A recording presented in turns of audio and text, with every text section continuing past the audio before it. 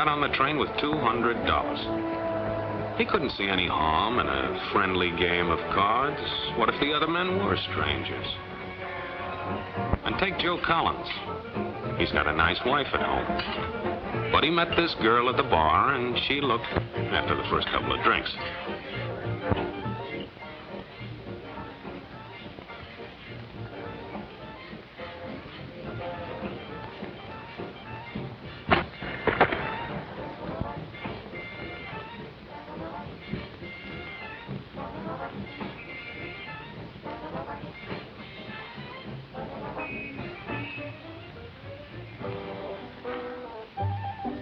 There's a good old-fashioned word for people like this. We call them suckers. And there are other people. People who stay up nights figuring out how to take away what they've got. There are all kinds of games. Mike here, for instance. He's got everything. He's young, he's healthy, got a job. And he's got plenty of food. Big factories to make things a man can use. Big cities to do the business of a big company. And people, lots of people. Enough to work the farm and build the factories, dig the mines, and run the business. All kinds of people. People from different countries with different religions, different colored skins. Free people. They can live together and work together and build America together because they're free. Free to vote, to say what they please, go to their own churches, to pick their own jobs. Yeah, Mike's got something, all right. He's got America. But there are guys who stay up nights figuring out how to take that away from him. I happen to know the facts. Now, friends, I'm just an average American. But I'm an American. And some of the things I see in this country of ours make my blood boil. I see people with foreign money. I see Negroes holding jobs that belong to me and you. Now, I ask you, if we allow this thing to go on, what's going to become of us real Americans? I've heard this kind of talk before, but I never expected to hear it in America. This fellow seems to know what he's talking about. What are we real Americans going to do about it? You'll find it right here in this little pamphlet. The truth about Negroes and foreigners. The truth about the Catholic Church. Do you believe in that kind of talk? I don't know, makes pretty good sense to me. And I tell you, friends, we'll never be able to call this country our own until it's a country without. Without what? Yeah, without what? Without Negroes. Without alien foreigners. Without Catholics. Without Freemasons. You know these people. What's wrong with the Masons? I'm a Mason. Hey, that fellow's talking about me. And that makes a difference, doesn't it? These are your enemies. These are the people who are trying to take over our country. Now you know them. You know what they stand for. And it's up to you and me to fight them. Fight them and destroy them before they destroy us. Thank you.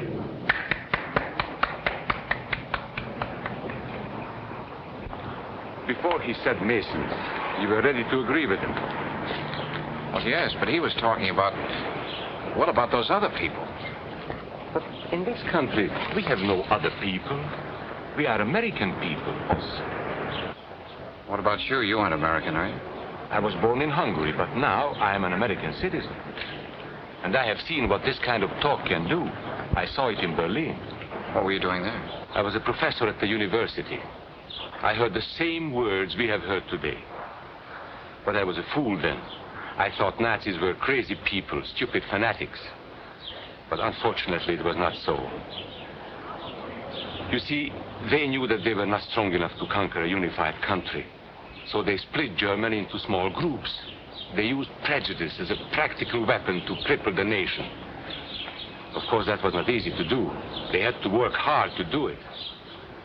You see, we human beings are not born with prejudices. Always they are made for us. Made by someone who wants something. Remember that when you hear this kind of talk. Somebody's going to get something out of it, and it isn't going to be you. This is not classroom theory. I saw it happen. I saw it first in Berlin in 1932. 5 young men that I knew were standing in the crowd listening to the Nazi speaker. Eric was a Catholic. Anton, a student of mine, was a Jew. Heinrich owned a small hardware store. Karl was a farmer. And Hans was an unemployed metal worker. To all you Aryan Germans, I say it is time you inherited the nation which rightfully belongs to you. To you alone belongs the glorious destiny of the greater Germany. The Nazi Party will provide land for the farmer, work for the worker, and profits for the small businessman. Who is getting these things now? The Jew. The Jew who has stolen our nation and our birthright. Who makes all the money and takes all our jobs? The Jew! He must be shunned. He must be ostracized. He must be eliminated. And the Catholics. We don't want our great nation run by a foreign church. We Germans will know what to do with these people when the time comes. They and their faith must be destroyed. Then there are the Freemasons. In Germany, we have no place for secret societies. There will be only one society, and that is the Nazi Party. There will be no secrecy about that in the new greater Germany. One by one, he attacked each minority and he split them off one from the other. These men were all fellow Germans when they came here today.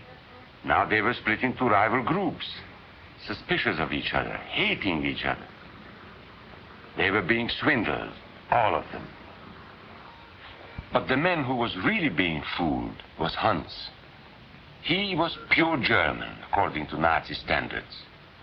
To him they promised everything, and he fell for it. That's how Hans became a Superman.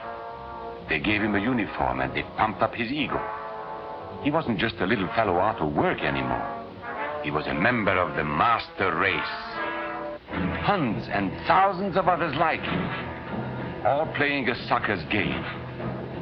They gambled with other people's liberty, and of course they lost their own. A nation of suckers. Hitler needed these people. There was lots of work to be done. There were trade unions to be smashed, because unions were organized and might offer resistance.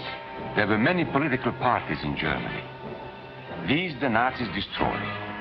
They were determined to smash every organization where people might band together and resist them. There were Jews to be beaten and killed. The Jews were not powerful, but they were a convenient excuse for all the nation's ills. And besides, a Nazi party member could not take over this man's store.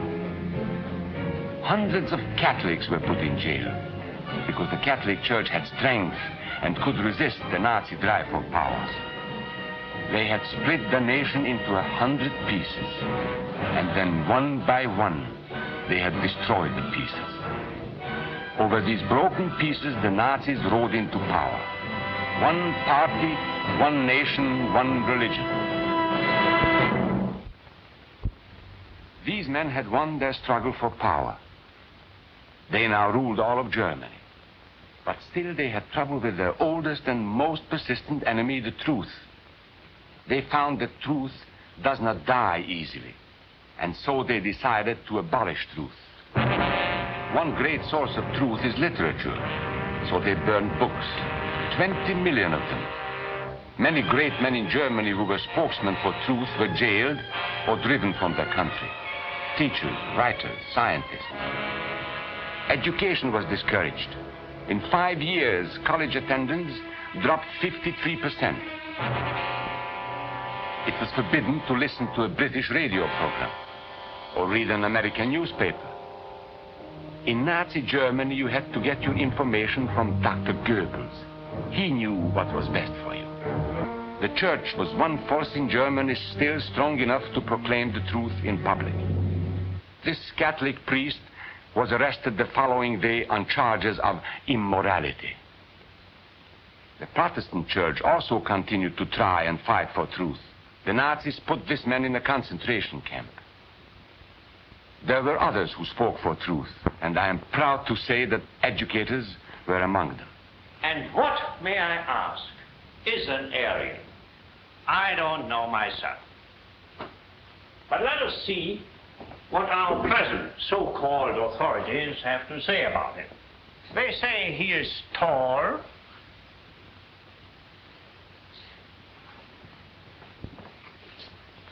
slender,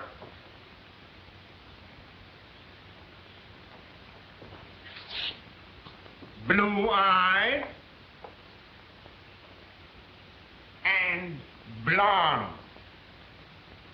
There is no Aryan race. And more important, there is no master race.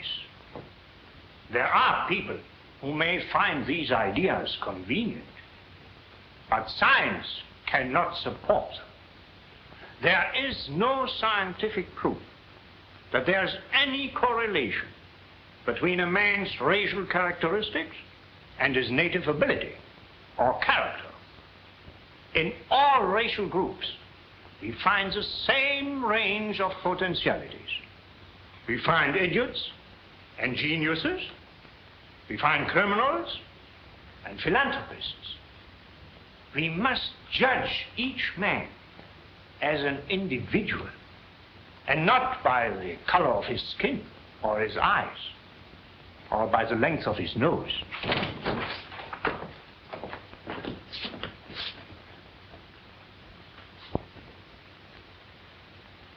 Come in, gentlemen.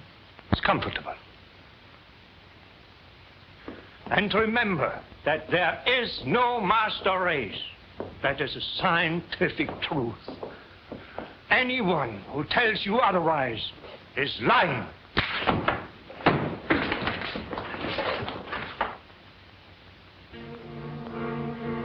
And so for all practical purposes, truth had been abolished in Germany. A lot of my German friends wondered what had hid them. How did it happen? Where did it start? It started right here. And this was where it could have been stopped.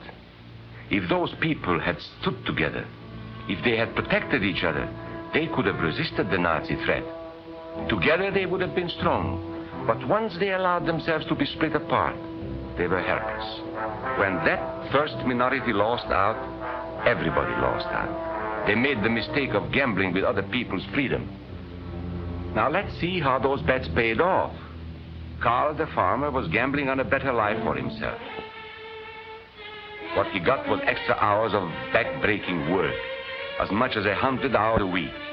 He was forced to stay on his land and produce what he was told to produce, because now Hitler was preparing for war. For Heinrich, who owned a hardware store, the bet didn't pay off either. 104,000 small businesses were closed in 2 years. And for Hans, conditions hadn't improved any. He had a job now in the munitions factory, but he worked long hours for little pay. The working conditions grew increasingly bad. And even though he didn't like the job, he wasn't permitted to leave it. And when Hitler decided the time was right, Germany went to war. Not by declaring war, but by a carefully prepared sneak attack. Once again, Hitler needed Hans to do his dirty work. Hans was an expert at brutality this time, and Hitler had decided to use Hans and his brutality against other peoples, the Czechs, the Poles, the French, the Russians. But in the crucial test of war, Hitler's race theories didn't pay off. His pure-blooded supermen were defeated by the mongrel armies he despised. By the British at El Alamein.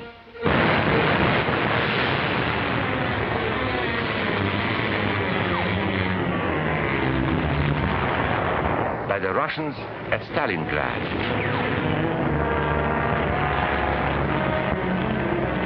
Then on D-Day by American soldiers of every color and religion, who smashed across the Normandy beaches and drove on through to the heart of Germany. For the misguided Germans who had swallowed the Nazi bait, the Nazi game did not pay off. The continent of Europe was strewn with millions of German bodies, pure Aryan bodies. And Hans, who was going to rule the world, got only a little patch of Normandy that he could call his own. We must never let that happen to us or to our country. We must never let ourselves be divided by race or color or religion, because in this country we all belong to minority groups. I was born in Hungary. You are a Mason. These are minorities. And then you belong to other minority groups too. You are a farmer. You have blue eyes. You go to the Methodist Church. Your right to belong to these minorities is a precious thing. You have a right to be what you are and say what you think, because here we have personal freedom. We have liberty. And these are not just fancy words. This is a practical and priceless way of living. But we must work at it. We must guard everyone's liberty, or we can lose our own. If we allow any minority to lose its freedom by persecution or by prejudice, we are threatening our own freedom. And this is not simply an idea. This is good, hard common sense. You see, here in America is not a question whether we tolerate minorities. America is minorities. And that means you and me.